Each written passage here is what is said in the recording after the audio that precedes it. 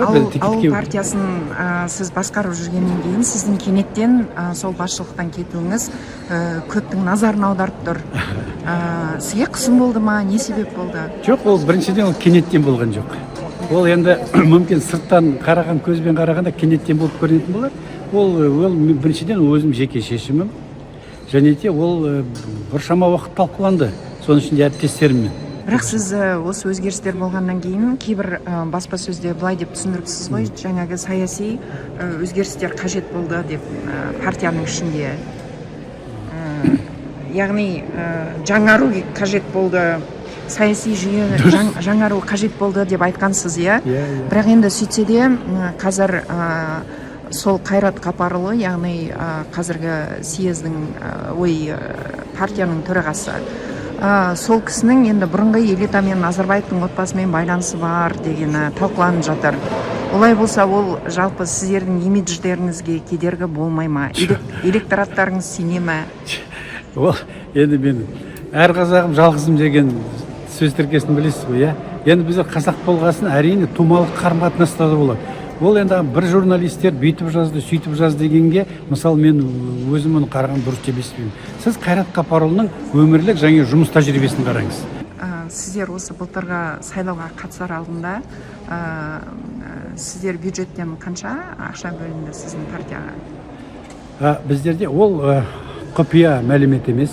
Біріншіден, ол біздің Қазақстанның заңдық негізінде парламентқа өткен партияға мемлекет бюджеттен қолдау көрсетіледі. Мысалы, біздер 23 жылы біздерге 700 мыңнан астам сайлаушыларымыз дауыс берді. Ол әрбір берген дауысқа есептеледі. Қарақат ханым, жалпы съездің төрағасы қалай тағайындалады? Сіздер дауыс бересіздер ме оған?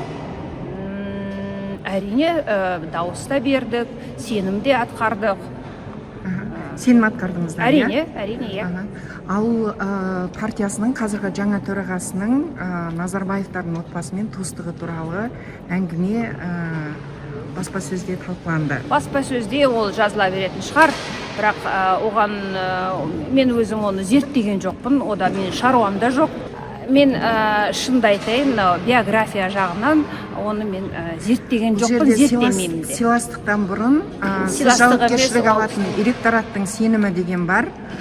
Мысалы, сіз өзіңіз Тоқаевтың оппоненті болдыңыз, кейін ауыл партиясына кірдіңіз, сосын Тоқаевтың реформасын қолдаймын дедіңіз. Енді қазір сіздердің партияның төрағасы ескі элитамен байланысы бар адамның келуі сіздің сайлаушыларыңызға күдік тудырмай ма, сенім артады деп ойлайсыздар ма? Сенім артады. Сөзге ермейді, жолдастар.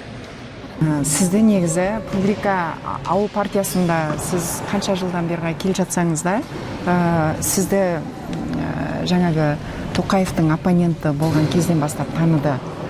Осы білмеймін, сізден өзі журналистер сұрады ма, сұрамады ма, бірақ бізге келіп түсетін сауалдардың бірі, осы Жигули мырза сол оппонент кезінде сүйекті өзі шақты ма, жоқ болмаса, өзі сынған сүйекті әкеп берді ма дейді.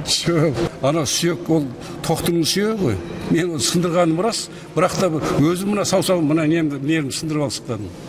Ана мен оны дайындалу үшін жаңағы бетроманмен орап барып сөйтіп ұру керек қой. Ана жігіттер жанында отқан осы сіз көріңіз деп, әшейін немен салфеткамен орап сындырдым.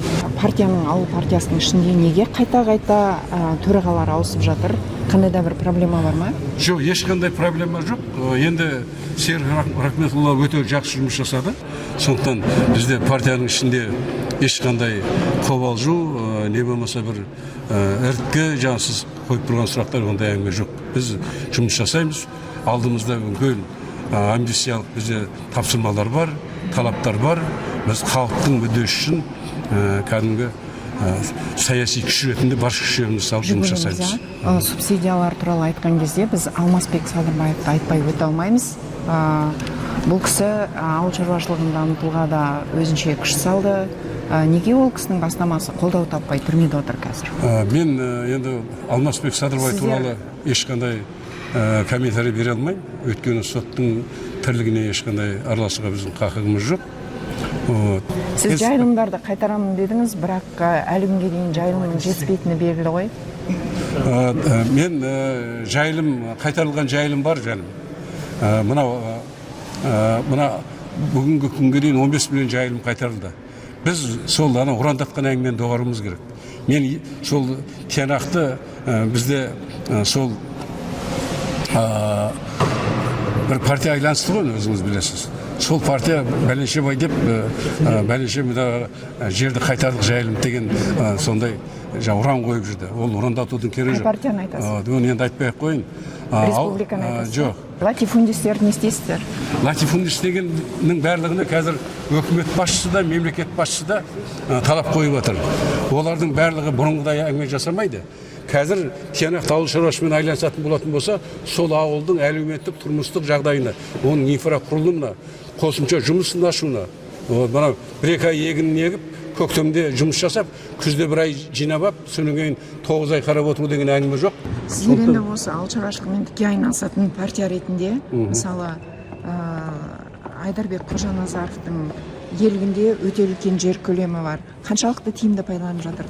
Мен енді Айдарбек Қожаназаровтың шаруашылығын аралап көрдім. Өте тиімді. Біз мына қызғаныш, көрмеушілік деген әңгімені доғару керек. Қайрат мырза, сізді Назарбаевтардың отбасымен байланысы бар, туыстығы бар. Қандай байланысым жоқ.